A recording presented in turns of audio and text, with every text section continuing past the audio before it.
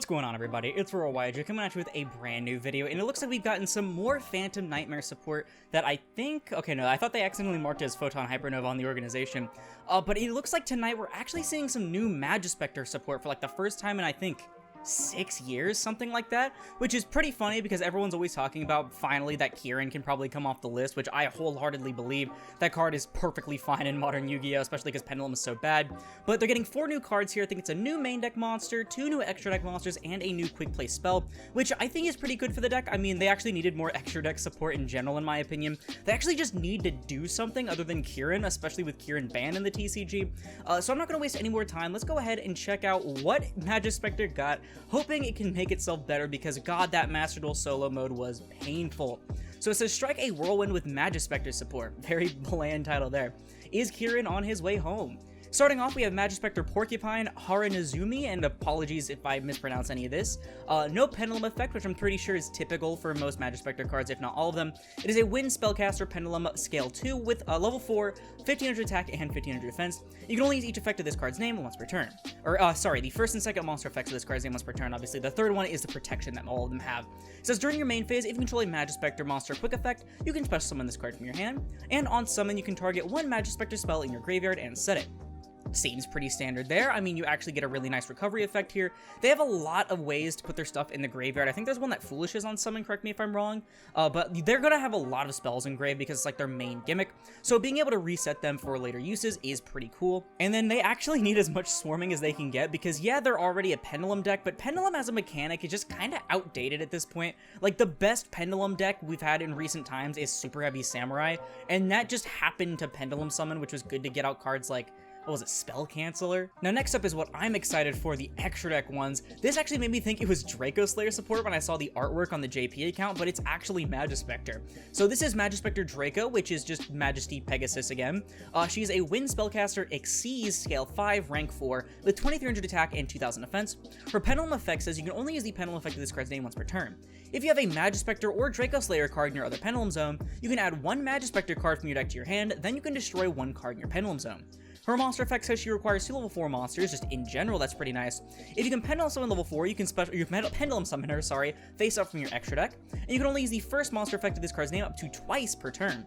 If a monster is tributed while this monster is on the field, you can attach one material from this card to special summon one level 6 or lower Wind Spellcaster from your deck, and if this card in the monster zone is destroyed by battle or card effect or tributed, you can place it in your Pendulum zone. So if you didn't know, a big mechanic of the Majespecter backer, which is like their whole form of disruption and everything, is tributing their monsters in order to get the effects. And so this being able to attach materials for graveyard setup and then get another one to immediately replace it from your deck is really, really good, because not only do all of them have targeting and destruction protection, but they almost all trigger something on summon, right? I think there's one that searches a spell, one that searches a trap, one that sets one from deck, but it just can't be activated that turn, but it can set either spell or trap. So getting all of these resources is huge, honestly, especially because you can use a lot of these effects immediately. Like, a lot of them say, let's see, Majespecter Storm says you can target a monster your opponent controls and shuffle it into the deck. Majespecter Cyclone says target a monster your opponent controls and destroy it. They actually have a field spell, but it doesn't count as a Majespecter spell, unfortunately.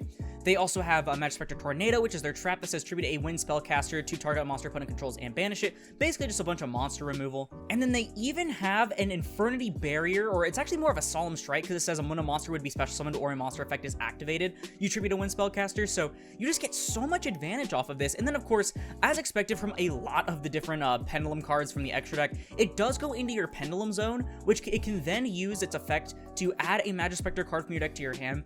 Basically, this card just screams consistency for the archetype and recovery after losing all of their resources from using their back row effects. And keep in mind, you can put it in your Pendulum zone if it's tributed as well. So all of these cards that you're searching off of the monsters you're summoning from deck can immediately put her in the scale after you use the effect that you search off. Overall, I really, really like this card, especially because of how generic it is. And that's not even all, because they also have a brand new Link monster, which is really good because, you know, Pendulum summons.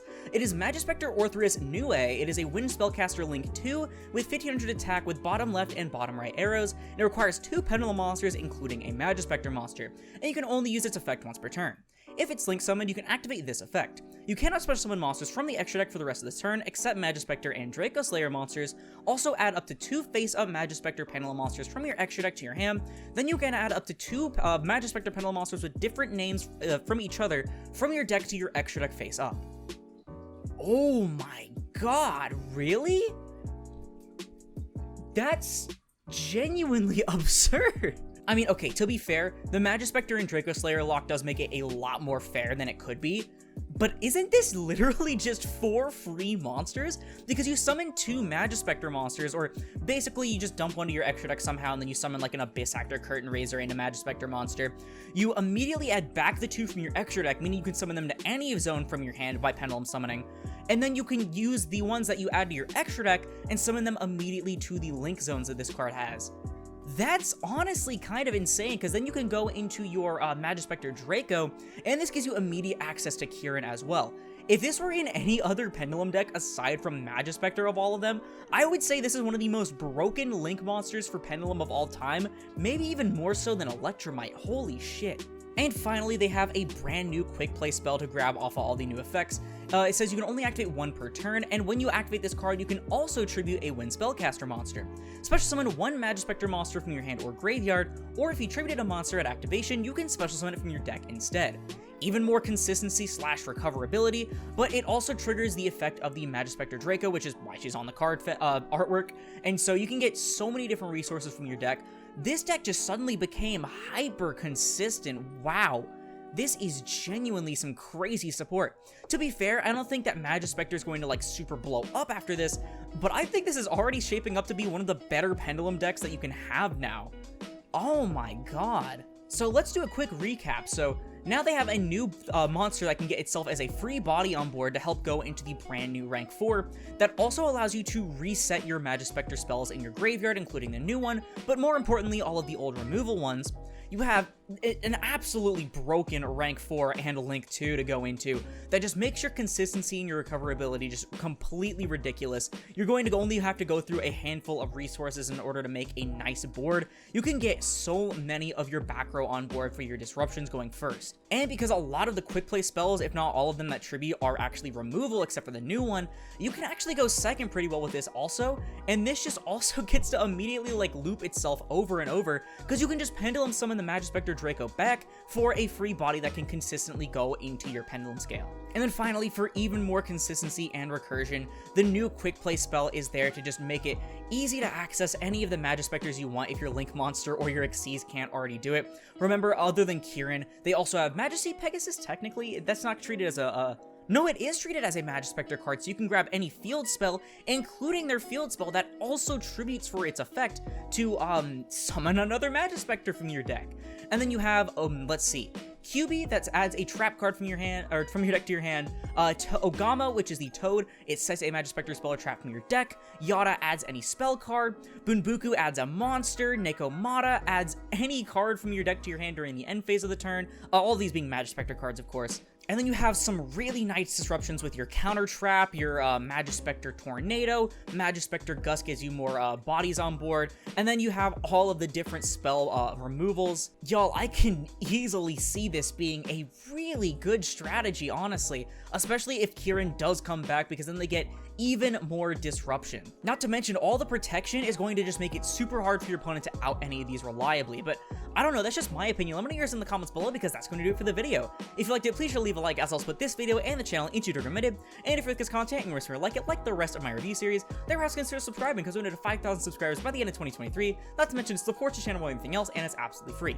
Also, if you want to support me directly while getting some awesome TCG merchandise in the process, check out Tapio cards in the link down below. Use code Aurora5 for 5% off your purchase at checkout and to support me financially. But once again, thank you all so much for watching, and I'll see you in the next one. This is Aurora, signing off.